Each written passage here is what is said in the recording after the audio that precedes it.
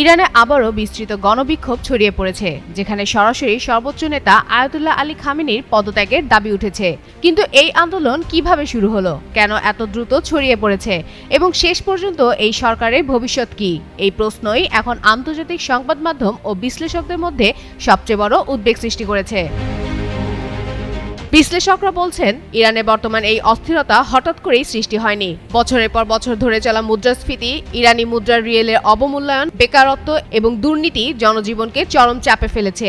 এর সঙ্গে যুক্ত হয়েছে বাধ্যতামূলক হিজাব সহ কঠোর ধর্মীয় শাসন, নারী স্বাধীনতা দমন এবং মত প্রকাশের উপর কড়াকড়ি। 2022 সালে নৈতিকতা পুলিশের হেফাজতে মাহসা আমিনীর মৃত্যুর পর নারী জীবন স্বাধীনতা আন্দোলন যে ক্ষোভ তৈরি করেছিল তা আজও নিভে যায়নি। ভবিষ্যৎ হোক নিরাপদ, বিনিয়োগ হোক বিশ্বস্ত, আর আমার পছন্দ সল্ট বে। ওয়েলকাম টু সল্ট বে।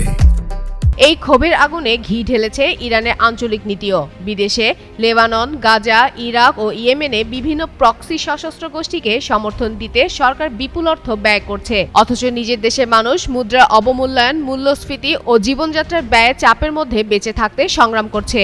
এই বৈপর্যায়ে বিদেশে প্রচুর ব্যয়, কিন্তু দেশের নাগরিকের দুর্দশা জনতার রোষকে আরও বাড়িয়ে দিয়েছে। এদিকে অভ্যন্তরীণ অসন্তোষের সঙ্গে যুক্ত হয়েছে বহিঃপ্রকাশও। যুক্তরাষ্ট্রের প্রেসিডেন্ট ডোনাল্ড ট্রাম্প বিক্ষোভকারীদের হত্যার বিরুদ্ধে তেহরানকে হুঁশিয়ারি দিয়েছেন এবং প্রয়োজনে যে কোনো পদক্ষেপ নেওয়ার ইঙ্গিত দিয়েছেন। ইসরায়েলের সঙ্গে সম্ভাব্য সামরিক সংঘাত এবং পারমাণবিক কর্মসূচি ঘিরে উত্তেজনা বৃদ্ধি পাচ্ছে। খামেনি পাল্টা হুঁশিয়ারি দিয়ে বলেছেন, নাশকতা সত্ত্বেও ইসলামিক প্রজাতন্ত্র টিকে থাকবে। বিক্ষোভের মূল সূচনা হয়েছিল বাজার ভিত্তিক ব্যবসায়িকদের ধর্মঘট থেকে। পরে এতে যুক্ত হয়েছেন বিশ্ববিদ্যালয়ের শিক্ষার্থী এবং নারী অধিকার আন্দোলনের কর্মীরা। রাষ্ট্রীয় দমনপীড়নের পরেও আন্দোলন থেমে যায়নি।